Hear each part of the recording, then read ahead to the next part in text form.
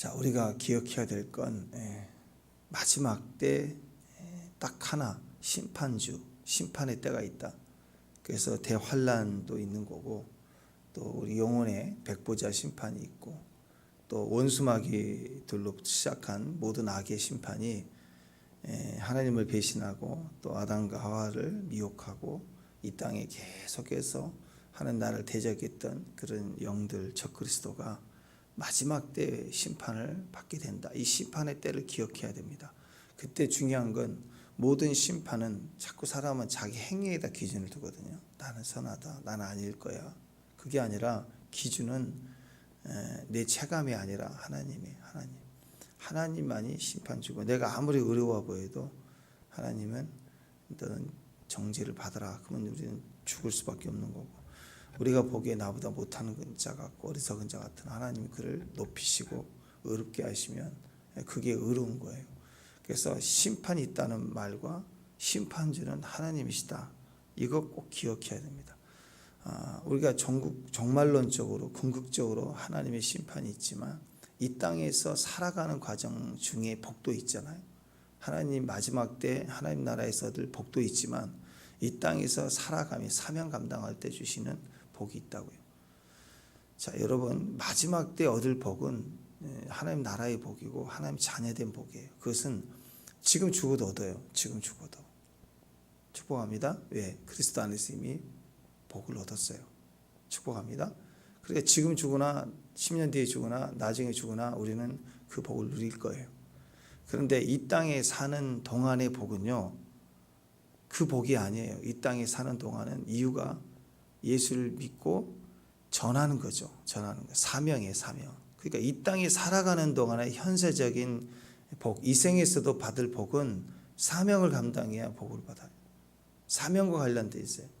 이 땅에서의 죽음은 사명의 종결이라고 그러죠. 그래서 약속된 영생의 복을 그때 얻는 거예요. 근데 이 땅에서 사명을 감당하면 이 땅에서도 복을 얻고 내세에 얻을 복에 플러스 영광, 상급이 있단 말이에요. 그냥 겨우 예수 믿고 죽는 복이 아니라 똑같아요. 멸망도 마찬가지고 악인의 심판도 마찬가지입니다. 때로는 우리가 마지막 때 가면 모든 역사를 마치면 하나님이 다 심판하세요. 악인의 영까지 다, 악한 사탄까지 다 심판하시는데 우리는 그 심판에 이르지 않습니다. 근데 이 땅에 살면서 때로는 어떤 악인들은 죽어야 되는데 죽지도 않고 아주 징글징글하게 악을 버티고 있는 거예요.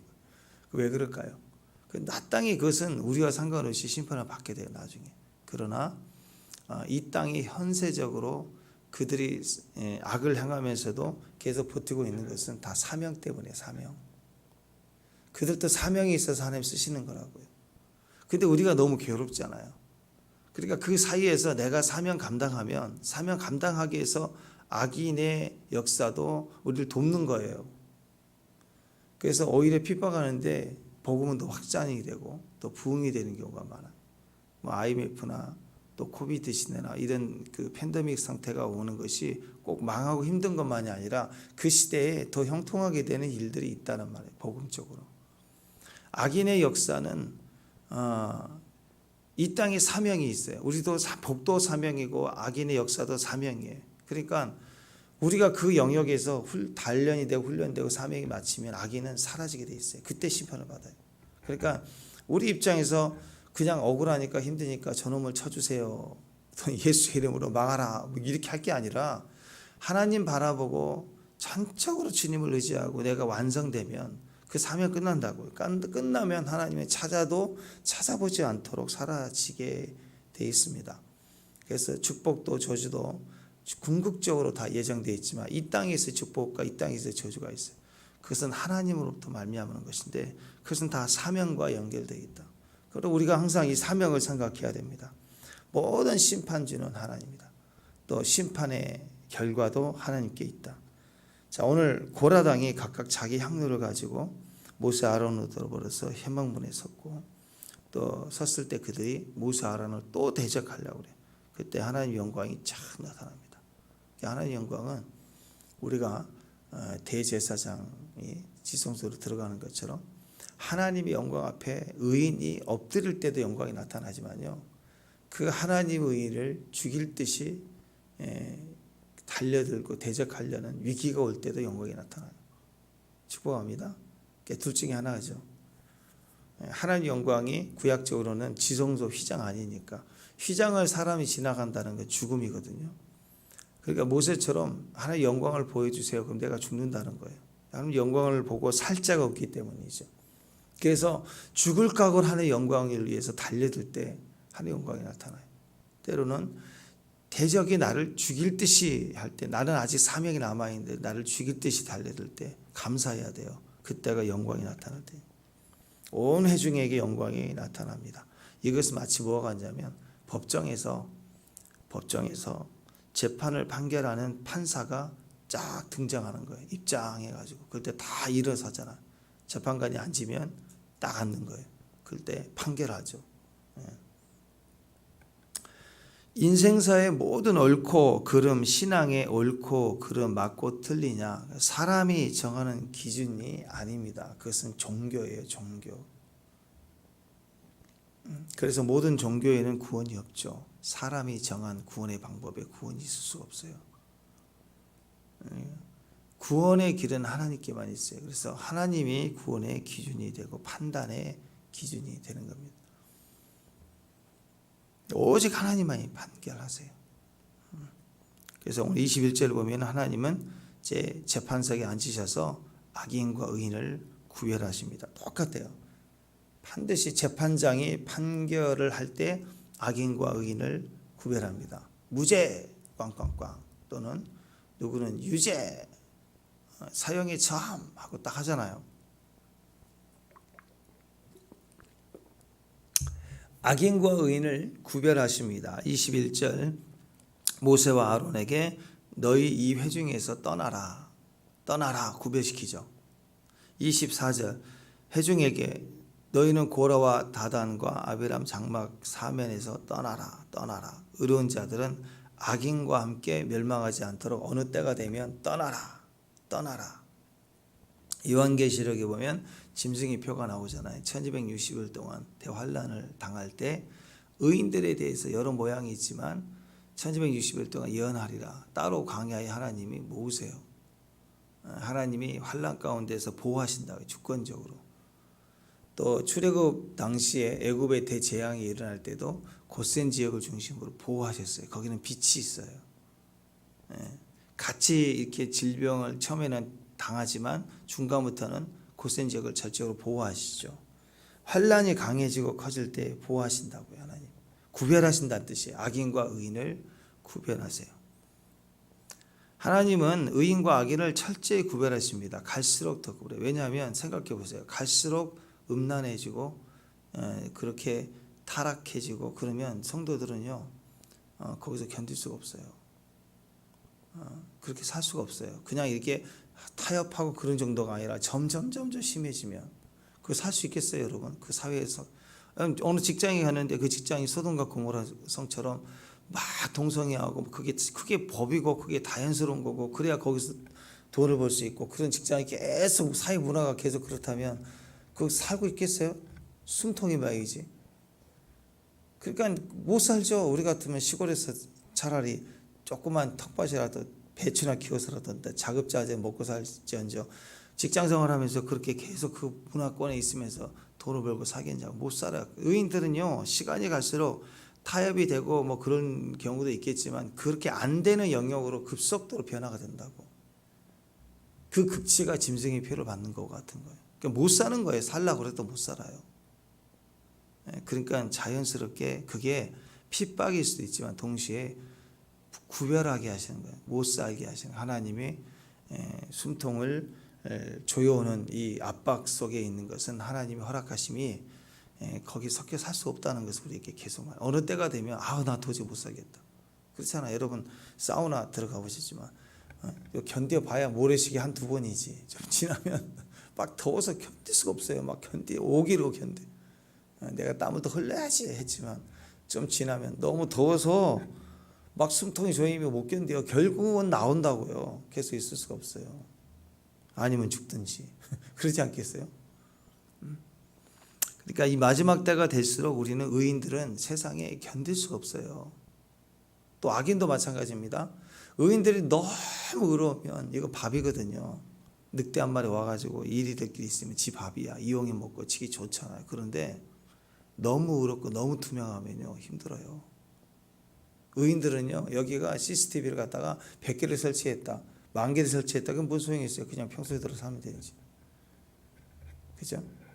근데 악인들은 그게 괴로운 거예요. 너무 깨끗하고 너무 투명하면 그게 또 너무 힘든 거예요. 또 악인들은 견딜 수가 없어요. 거기 변화가 되든지 튕겨나가든지.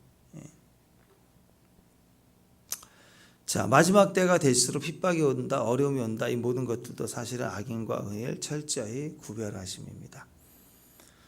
심판이 임하기 직전까지, 심판이 임하기 직전과 이후가 있는데, 심판이 임하기 직전까지는 하나님은 의를 베푸세요. 은혜를 베푸셔서 악인과 의인을 구별 없이 은혜를 베푸시고 그것이 기회를 주는 거예요. 기회를.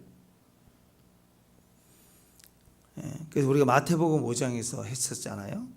이같이 한즉 하늘에 계신 너희 아버지의 아들이 되리니 이는 하나님이 그 해를 악인과 선인에게 비추시며 비를 의로운 자와 불의한 자에게 내려주심이라. 햇빛을 의로운 자에게만 부시는 게 아니라 악인에게도 햇빛을 주시고 비를 내리실 때도 악인의 농사 짓는 논에도 또 의인의 논에도 다 한결같이 내려주세요. 은혜를 주세요. 은혜를 다. 의인이 기도하면 그 의인의 결과로 악인들의 삶에도 은혜를 주시는 거예요. 그러나 그게 기회예요. 기회. 그리고 충분히 알아듣게 해요. 아, 의인의 기도로 우리가 은혜를 받는구나. 알게 하세요. 모세와 아론의 역사, 하나님의 순종한 주의 종들, 그를 기름 부으셨기 때문에 바로도 손을 대지 못하고, 그리고 애굽의 그 엄청난 역사도 그들을 통해서 이루었다. 하나님 분명히 하나님이 세운 사람이라는 걸 알고 하나님 함께하는 것을 분명히 알고 은혜를 다 주었어요. 홍해까지 갈랐어요. 기회를 주고 있다고요. 근데 좀 되니까 들고 일어나잖아요. 그때 심판이 임하고 형벌이 이루기 전까지 은혜인데 하나님이 형벌하실 때는 다릅니다. 의인과 악인을 구별하셔요. 의인을 구별하고 악인에게 심판을 가하시는 거예요. 이 마지막 때 그림도 똑같습니다. 하나님의 백성에 대한 징계, 또 불의한 자의 심판은 달라요. 하나님의 백성에게도 징계가 있습니다. 하나님의 백성에게 징계는 하나님의 백성이라고 완전할 수 있나요? 아직 수준이 되지 않는 상태에서 구원을 받았으니까 영적으로는 구원을 받았지만 아직은 수준이 안 돼요. 그 수준의 변화를 위해서 때로는 타협되어 있는 부분들을 위해서 징계를 하세요. 질병도 오고 직장에서 위기를 당하고 재정의 어려움을 당하고, 그러나 그것은 결국 구원이라는 목적을 향해서 징계를 하는 거예요. 예. 학교에서 아이들이 잘못할 때 징계를 하잖아요. 바로 잘라나요? 아니잖아요. 뭐 반성문을 쓰게 하고 뭐 이렇게 며칠 또 수업에 들지 못하도록 하고 뭐 그런 게 있잖아요. 조금씩. 그리고 안 되면 뭐 전학을 가라 권유도 하고, 그래도 안 되면 또 퇴학을 하고 뭐 그런 여러 가지 조치들이 있잖아요. 그것도 함부로 하지 않죠. 왜 그래요? 기회를 주고 있는 거예요. 국가에서도 법을 잘못한 범죄자들에게 법의 형량에 따라 이렇게 정죄를 하는 것은 다 목적이 뭐냐면 징계는 돌아오게 하기 위한 목적을 가지고 있어요. 처벌이 목적이 아니라, 처벌이 목적이면 당장 다 처음부터 다 죽여야죠. 뭐 극단적으로 해야죠. 그게 아니죠. 다 우리에게 징계는 돌아오게 하는 거예요. 하나님의 모든 징계도 우리를 구원을 위한 도구, 징계일 뿐입니다. 그러나 불의한 자에 대한 심판은 달라요. 영원한 형벌이고 멸망을 위한 심판입니다. 그래서 하나님은 끝까지 온 땅끝을 감찰하시고 분별하시고 아시죠. 모든 것을 정확하게 판단하시는 유일한 분이십니다. 모든 것을 다 아시는 분이세요. 축복합니다. 아멘. 이제 내가 얼마나 억울한지, 악인이 얼마나 잘못됐는지를 아시는 분이에요. 욥기 28장 24절 이하를 보면 이렇게 얘기합니다.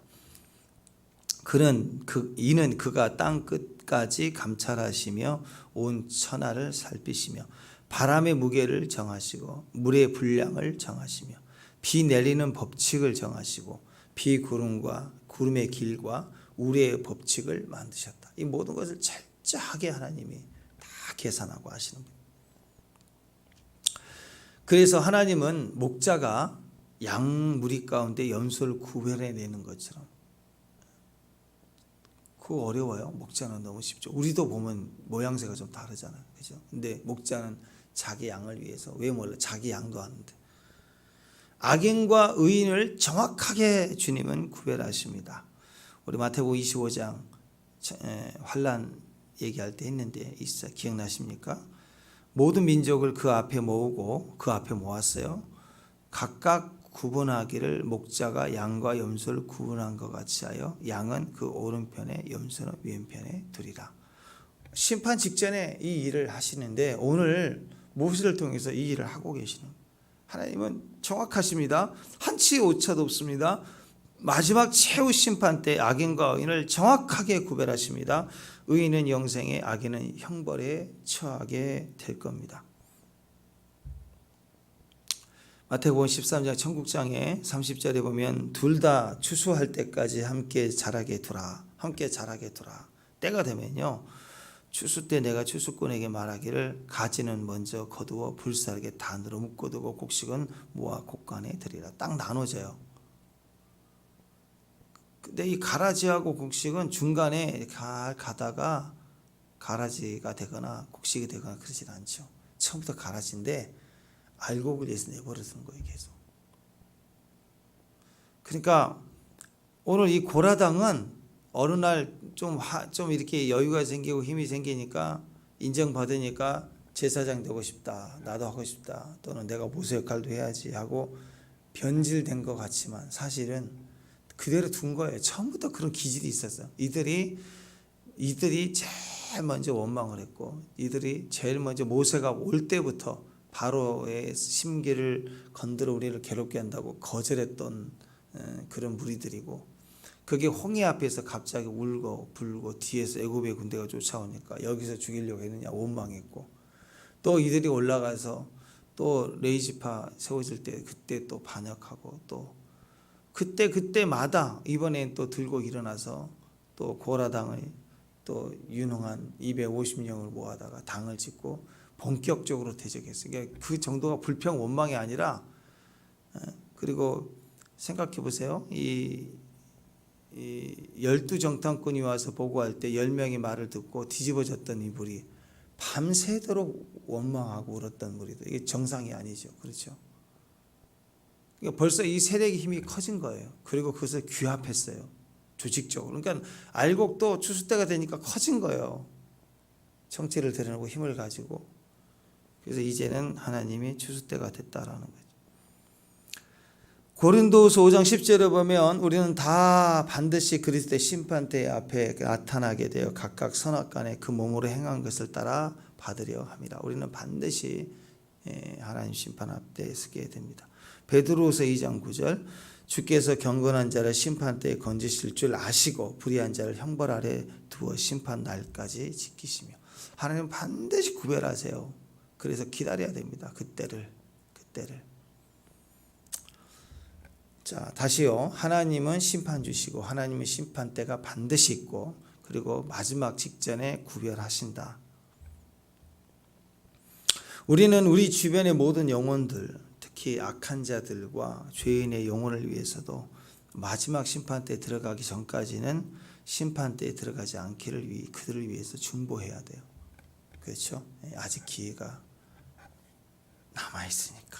그래서 은혜를 베풀어야 돼요. 악인을 사랑하고 악인에게도 은혜를 베푸고 악인에게 인사하고 악인에게 선물하고. 왜? 기회를 주는 거예요, 기회를. 모세와 아론은 고라당의 반역으로 인해서 하나님의 백성이 다 멸을 하시겠다라는 것을 알게 되니까 엎드려서 탄원합니다. 심판 때 막아 설 수 있는 사람 의인밖에 없어요. 그걸 막아서면 너부터가 죽어야지 이럴 거 아니에요. 근데 의인이니까 차마 치지를 못하는 거예요. 범죄한 사람은 한 사람뿐인데 온 회중을 위하여 진노하지 마소서 하고 살려주세요 하고 엎드리는 거예요. 이게 이제 아비고 리더자 목자 아닌가요? 근데 하나님 편에서 그게 맞죠. 여러분, 모세가 옳은 것 같지만 사실은 하나님 옳아요. 한번 생각해 보세요. 이 죄는요, 이 땅의 어떤 전염병보다 더 큰 전염병이에요. 한 사람 때문에 인류의 죄가 됐다고요. 예수님 죽으실 필요가 없으세요, 그러면. 근데 죽으셔야 됐다. 그만큼 죄의 오염도는 큰 거예요. 그러니까 모세의 말이 옳은 게 아니라 사실은 한 사람이 죄에 걸리면, 한 사람이 감염되면요, 다 죽는 거예요. 다 망치는 거예요. 그래서 하나님이 다 진멸하기를 원하시는 거예요.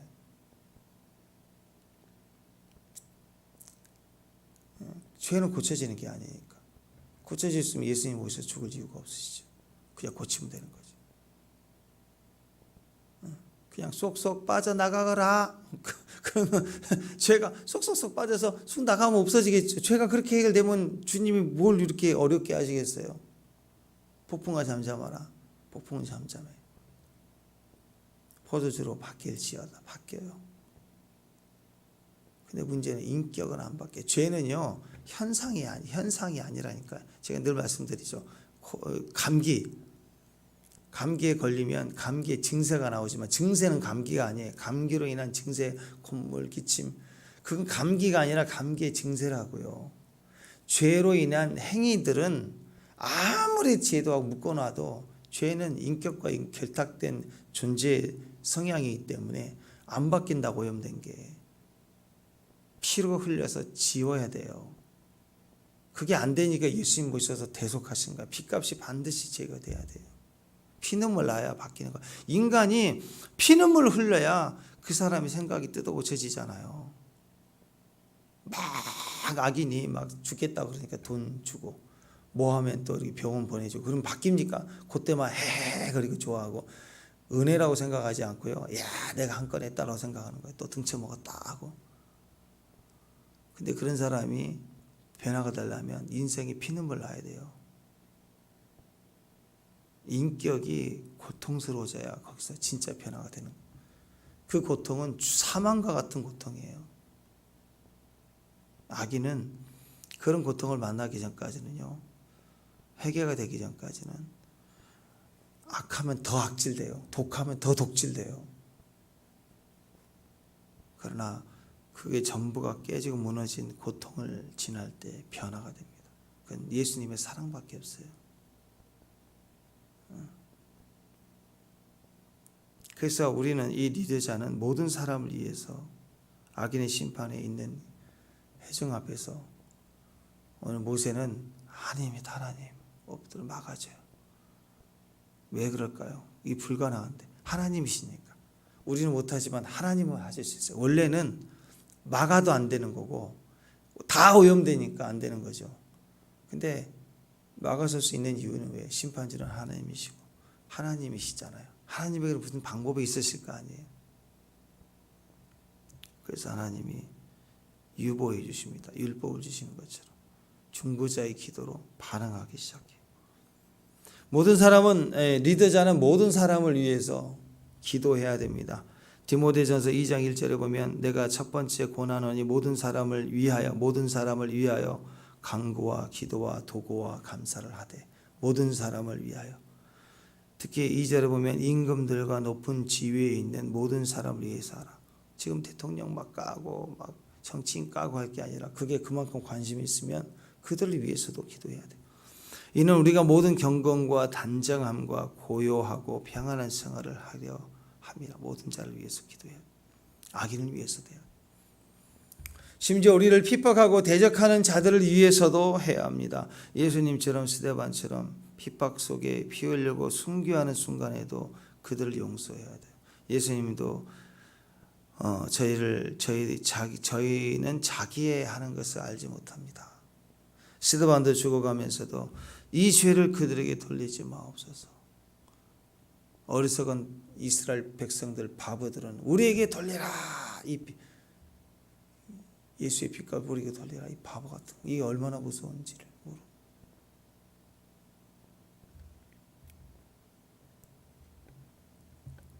23절 24절 보면 악은 모양이라도 버려야 됩니다. 장막 안에 거하면 안 됩니다. 악인의 장막이라고는 떠나야 되는 겁니다. 하나님은 모세에게 반역자들의 장막에서 즉시 떠나라고 하죠. 구별하시는 거예요. 이제 심판 직전이 이르렀다는 거예요. 악인과 함께 있다가는 그들이 받을 심판을 함께 받아 멸망할 수 있기 때문에 악인의 형벌을 우리도 같이 받게 되는 거예요. 그래서 악인의 머리 위에는, 악인은 형통한 것처럼 보이지만 악인의 머리 위에는 칼날이 있어요. 칼날이 언제든지 즉시 떨어진다고요.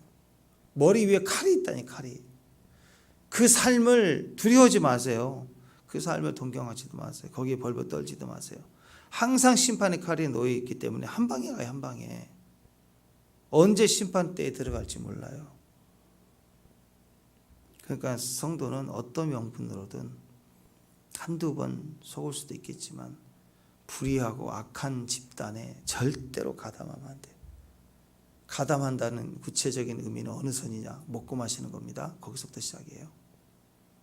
어쩔 수 없이 한 직장 안에서 거래처 지나가면 얼굴 보고 만나고 인사하고 그럴 수도 있겠죠. 부정하다 부정하다 그럴 수는 없잖아요. 같이 사는데. 문제는 같이 밥 먹고 마시는 거예요. 거기서부터 가담하는 거예요. 결탁이 일어나요. 먹고 마시는 거예요. 결탁이 일어나요. 영적 결탁이. 그게 가담이에요. 먹고 마시는 것 자체가 이미 계약서를 쓰고 뭐 뇌물을 받고 떠나서 이미 먹고 마실 때부터. 악인의 결탁이 뭐 뇌물 줄 때 뭐 먹고 마시면서 주지. 먹고 떨어져 하고 던져주고 가나요? 다 먹고 마시는 거예요. 그 먹는 게 죄를 먹는 거라고. 받고 안 받고 결탁은 나중 문제고요. 주의 이름을 부르는 자들은 모든 불의에서 떠나가야 됩니다. 떠나가야 돼요. 모든 불의에서 떠나가라. 즉시 떠나가야. 어느 때가 되면 도저히 견딜 수도 없지만 지혜로운 자들은 먼저 떠나가는. 떠날 것은 즉시 떠나야 됩니다. 버릴 것은 즉시 버려야 됩니다. 마음에 갈등은 안 돼요. 옳다라면 선택해야 돼요. 마지막 때니까. 마지막 때 제일 아까운 게 뭔지 아세요? 시간이 마지막 때니까. 마지막 때니까. 나이가 들수록 시간이 아깝고 주의 나라 생각해도 시간이 아까워. 내가 좀 더 한 영혼 더 기도할 거. 저는 그 영화 신들러 리스트 마지막 너무 고통스러운 것 같아요. 내용도 중요하지만 마지막 그 유대인 한 사람 구하기 위해서 노동자를 고용하고 자기 고용해서 살리고 살 때 그 리스트를 써서 살려낼 때 내가 한 사람이라도 또 돈 주고 샀으면 한 사람이라도 더 살았지 않겠느냐는 안타까움으로 고통스럽게 얘기하잖아요. 한 영혼을 더 살려야 되는데 시간이 아까운 거예요. 조금만 더 내가 힘이 있었으면, 재력이 있었으면. 그게 성도의 모습이고 하나님을 아는 사람의 모습이잖아요. 먼저 나부터 떠날 수 있어야 됩니다. 떠나야 됩니다. 아멘. 섞여 있으면 안 돼요. 모세의 지시를 따라 하나님의 말씀을 듣고 선포했던 지시를 따라 반역하는 무리에게서 하나님의 백성을 떠나라고 명령합니다. 자, 근데 문제는 여기 있어요. 그냥 떠나기 쉬운 사람이 있고 떠나기 어려운 사람이 있겠죠. 어떤 사람들일까요? 가족들, 친구들. 그 250명이 보통 사람이에요. 영향력 있는 사람들이라고. 족장들이라고. 그러면 그 집안과 관계된 친구들 얼마나 많겠어요. 더군다나 가족, 친척. 그 얘기를 듣고 둘 중에 하나예요. 인정을 위해서, 의리를 위해서 가족이니까 있어야 되느냐. 하나님의 명령과 음성을 듣고 영광 속에 외치는 소리를 따라가야 되느냐. 여러분 어떻겠어요? 떠나라 그럴 때. 네, 떠나야 됩니다. 가슴을 치고 울어도 떠나야 돼요. 무서운 전염병에 걸리면 사랑하는 가족이라도 격리될 수밖에 없잖아요. 그죠? 내가 무서운 전염병 걸렸는데 우리 딸이 옆에 계속 있겠다. 그러면 그래 아이고 우리 딸 그런 마음이 들어요? 가라 이놈아. 가라도 나가라. 너는 가. 사랑하지만 가라. 그러면 자식은 아이고 우리 아버지가 나를 거절했네. 아이고 상처받았네. 그래요? 떨어질 수 없는 강한 사랑이 있어도요, 질병은 떨어져야 되는 거예요. 죄는 분리시키는 거예요. 하나님과 우리 사이를. 죄는 가정을 깹니다. 죄는 교회를 깹니다. 교회는 이 사회를 깨뜨리는 거예요. 그래서 하나님을 대적하는 죄는요, 극단적입니다. 가족도 격리하고 내 살도 파내야 돼. 오죽하면 주님 그랬잖아요. 내 눈을 빼라, 팔을 잘라내라 그랬잖아요. 그걸로 인해서 지옥 가는 것보다 낫다 그러죠. 내 몸에 눈을 빼고 팔을 빼는 것처럼 고통스러운 거예요. 오늘 가족으로부터 그 무리로부터 떠나라. 또 심지어는 거기에 있는 소유들, 재산, 뭐 이것까지 하나님 다 진멸하잖아요. 악인의 소유 받지 않으세요. 그러니까 거기에 빌려주고 내 거 짓고 그거 탐내고 거기 집안에 뭐 들고 나 그거 시간이 없어요. 그거 가지러 들어갔다가 같이 멸망해. 무조건 즉시 떠나야 됩니다. 악인으로부터 떠나야 됩니다. 악인의 장막 안으로 들어가면 안 돼요. 장막 안으로 가지러 들어가는 순간 땅이 삼킬 때 다 같이 삼켜요. 금붙이 가져오려다가 다 망해요. 롯의 아내처럼 돌아보지도 말아야 돼요. 모양이라도 버려야 돼요. 때가 되면 완전히 떠나가야 돼요. 가족들이라도. 주께서 죄악 가운데서 떠나라고 명령하실 때는요, 인정에 끌리면 안 돼요. 인간성에 끌리면 안 돼요. 다른 이런 저런 이유로 머뭇거리다가 죄를 자초하는 거죠. 그러니까 여러분 생각해 보세요. 하나님 어떻게 내 가족을 두고 떠납니까? 그 상황 오기 전에 어떻게 해야 되죠? 막아야죠. 미리. 생과사 영원한 멸망과 거룩을 결정하는 그 시점에 고통스러우지 말고 지금 내 주변에 내 친척, 내 가족, 내 친구들의 구원을 지금부터 내가 책임지고 기도하고 전도한다는 게 데리고 와서 교회에 앉히려고 하지 말고 계속 문자 보내는 것부터 시작해요. 축복한다 친구야. 예수님 이름으로 오늘 이 말씀 내게 은혜가 되는데 널 축복한다. 이렇게 진심을 다해서 그냥 문자 보내는 거. 그것만 해도 충분해요. 그것만 해도. 계속 지속적으로 보내고 축복하고 인정해주고 거기에 능력이 나타납니다. 그러니까 나중에 소 잃고 외양간 고친다는 식으로 떠나라 할 때 어떻게 하나님 기회를 더 주세요. 그런 안타까움이 있으면 안 돼요. 그때 고통스럽지 않게 지금부터 우리는 구원에 대한 증거자가 돼야 됩니다. 그래서 우리의 부르심은 항상 거룩임을 기억해야 됩니다. 우리는 항상 거룩한 부르심이 있어요. 베드로전서 1장 15절 16절 보면 오직 너희를 부르신 거룩한 이처럼 너희도 모든 행실에 거룩한 자가 되라. 기록되었을 때 내가 거룩하니 너희도 거룩할지니라. 네. 마지막 때가 되니까 면역, 방역 지침 중요하잖아요. 먹는 물도 중요하잖아요. 지금 이제 곧 있으면 일본 방사능 그거 쏟아내기 시작하면 그게 태평양으로 흘러서 이렇게 1년 가까이 돌아오면서 희석된다 말은 그러는데 그 바다의 해류가 그렇게만 가는 게 아니고요. 문제는 물고기예요.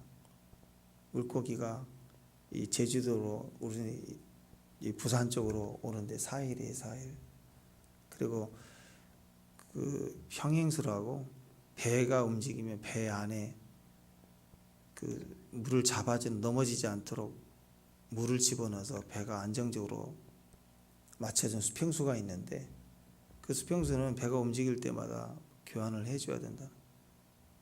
그래서 일본하고 부산하고 무역 교역량이 어마어마하대. 지금 엄청 많이 왔다 갔다 하는데 그들이 여기 와서 부산에서 퍼내고 다시 담고 거기 가서 퍼내고 담고 하는 그 오염이 4일이면 돼. 4일 5일이면 부산 앞바다 다 통해 해산물 미역 특히 미역김 못 먹어요. 이제 앞으로 이런 시대가 된다. 코비드가 문제가 아니라고. 이 시대가 갈수록 먹는 거 입는 거 독의 문제 심각한 시대가 될 것 같아요. 자, 여러분, 그래서 이 모든 것들은 거룩으로부터 해결을 받아야 돼요. 지금부터요. 무슨 독을 마실지라도 해결 받지 않는다는 하나님 말씀의 위력을 경험하려면 하나님 앞에 지금부터 구별된 삶을 살아야 하나님 우리를 보호해 주세요. 우리가 우리 힘으로 지켜낼 수 없는 사회가 되고 보호될 수 없는 환경이 될 때 그 진노 중에서라도 우리를 긍휼히 여기시고 심판 중에서도 살려주시고 오염된 물을 마셔도 살려주고 무슨 해를 받더라 해를 받지 않냐고. 이 모든 분리, 악한 영이 있습니까? 떨어져 분리시키는 거, 질병도 분리, 위험도 분리 다 보호해주는 성경의 모든 역사가 하나님께 있었잖아요. 이제 하나님 믿는 것은 생존의 문제입니다. 하나님은 지금부터라도 어떤 모양이라도 악을 지금부터 버리기 시작해야 돼. 구별되기 시작해야 돼. 죽고 사는 문제같이 거룩함에 며 있는 자, 그리고 불의한 자, 믿지 않는 자, 하나님을 미워하는 자 절대로 멍에를 같이 매면 안 돼. 같이 망해요. 같이 망해. 지금부터는 떨어져 나가 분리시켜야 돼. 그래서 하나님의 이런 영적 심판의 때가 있고 점점 그런 때가 오는 것을 기억할 때 우리는 지금부터 거룩함을 유지하고 그리고 보호할 수 있기를 바랍니다. 하나님 안에 형통합니다. 아멘. 치유가 있습니다. 변화가 있습니다. 기적이 있습니다. 우리 영혼과 영생의 내세에 충만한 은혜와 영원한 기쁨과 승리가 있습니다. 그 예수님 안에 서 있는 또 승리하는 저와 여러분 되십시다. 날마다 왕같은 제사장으로 지성소의 문이 열렸습니다. 종교적으로 그냥 교회를 습관적으로 가는 게 아니라 말씀을 묵상하고 말씀을 따른 은혜로 성전을 찾고 성소 안에 들어가고 성소까지 날마다 출입하는 영적인 그리스도인들, 영의 사람들 되셔야 돼요. 십자가만 딱 붙들고 하나님 임재 안에 충만히 적셔지고 내 안에 성령으로 하나님의 인도하심을 받을 수 있는, 그리고 예배자가 되고 기도자가 되고 사명 감당하는 선교사가 되기를, 그런 사명을 감당하는 주의 종들 되시기를 주님의 이름으로 축원합니다. 기도하겠습니다. 하나님 오셔서 우리 가운데 죄를 구별하시고 또 심판하실 때에 하나님 우리가 정결하고 거룩한 신부로 또 주의 영혼들을 끝까지 중보하고 인도하는 주의 종들로 아름답게 주의 사명 감당하도록 오늘 하루도 이끌어 주시고 인도해 주시옵소서. 예수님의 이름으로 기도합니다.